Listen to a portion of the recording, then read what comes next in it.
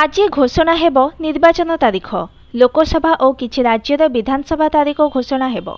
आज अपराह्न 3टारे एने सांबादिक सम्मेलन में सविशेष तथ्य रखिबे ईसीआई, जो लोकसभा निर्वाचन 2024 रे केते पर्याय एवं केते राज्य विधानसभा निर्वाचन अनुष्ठित हेब ताहा स्पष्ट कराजिबो।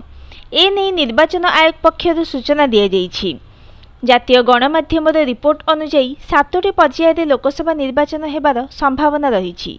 सेहीपरि ओडिशा, सिक्किम, अरुणाचल प्रदेश एवं आंध्र प्रदेश रे विधानसभा निर्वाचन पई तारीख घोषणा होई पारे। वर्तमान लोकसभा कार्यकाल जून 16 रे शेष हेब।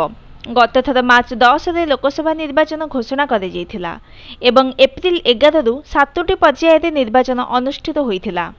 जहाकू अपेक्षा करिथिला सारा देश से खबर आसीछि। आज घोषणा हेब साधारण निर्वाचन तारीख। अपराह्न 3टारे मुख्य निर्वाचन कमिशनर तारीख घोषणा करिवे। एने सांबादिक सम्मेलन डका जाइछि। जदि निर्वाचन तारीख घोषणा करा जाए ताहेले लागू होइजिबो निर्वाचनी आचरण विधि। 2019 रे लोकसभा निर्वाचन 7टी पर्याय होइथिबा बेले ओडिशा रे 4टी पर्याय निर्वाचन होइथिला। सबु राज्य निर्वाचनी प्रस्तुति तदारख करि सारिथिबा बेले आज तारीख घोषणा करने जाउछंती। एथि सहित 2 निर्वाचन कमिशनर पदवी मध्य पूरण होइछि।